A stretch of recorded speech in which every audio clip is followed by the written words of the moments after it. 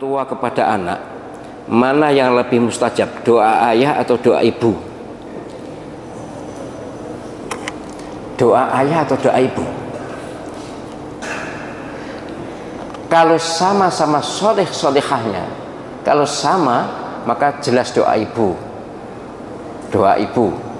Ya, apa dasarnya? Ya sesuai dengan hadis Nabi SAW bahwa orang tua, ibu dengan ayah itu kepada anak, ibu punya 3 andil, ayah 1 andil, kan gitu kan? Mendoakan atau berbakti pada ibu itu bobotnya 3, kemudian pada ayah bobotnya 1.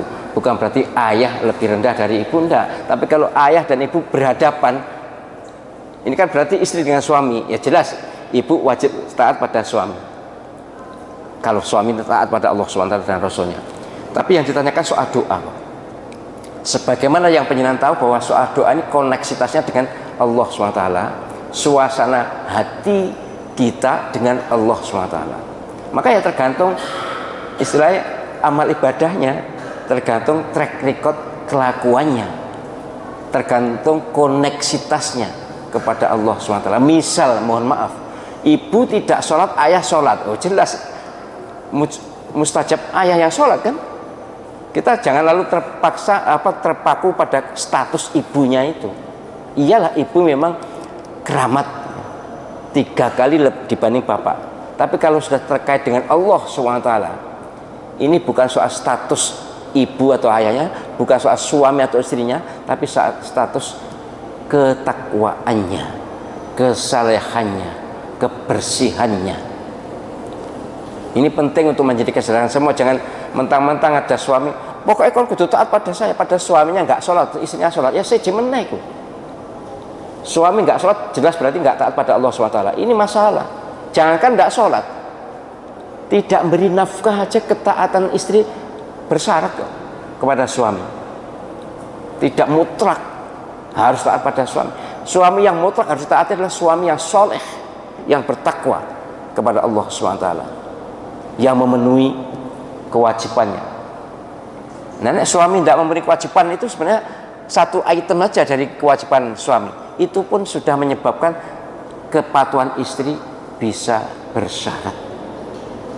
Jadi nek soal doa, sekali lagi, siapapun, apakah kiai atau orang miskin atau orang biasa atau ustadz atau habib dan sebagainya, tergantung hatinya, tergantung ketakwaannya, tergantung kepatuhannya, tergantung ketaatannya kepada Allah SWT. Karena doa itu tidak ada lain selain tertuju pada Allah SWT. Tidak ada kepada yang lain. Doa mesti hanya kepada Allah SWT. Sedangkan Allah SWT tentu mengijabah doa itu tergantung pada orang ini pantas diijabah atau tidak. Kalau pantas diijabah, kapan, cepat atau lambat dan seterusnya, itu sekali lagi tergantung pada batin kita. Oleh karena itu saya berulang kali saya sampaikan, KSS ini salah satu tujuan utamanya bagaimana membersihkan hati ini, membersihkan ibadah kita, membersihkan dosa kita. Ya, ibadah dibersihkan dari khurafat, dari aneh-aneh ya.